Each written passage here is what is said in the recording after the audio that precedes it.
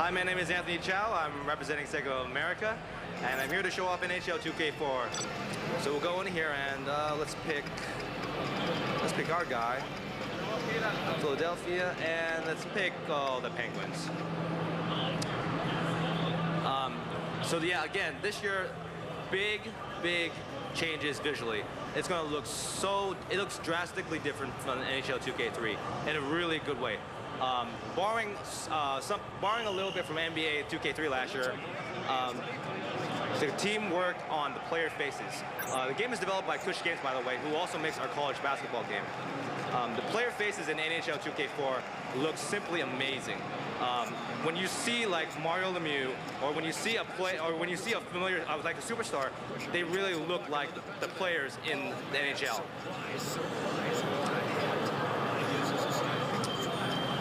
Gameplay will basically be the same with a couple of changes.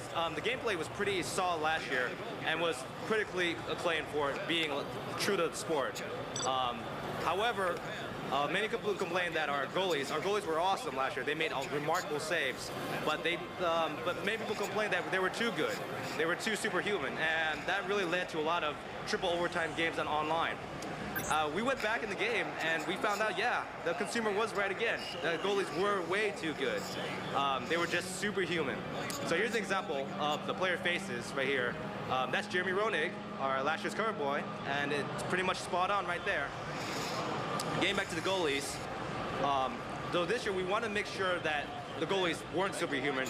We want to make sure that they had the weaknesses of their real-life NHL counterparts.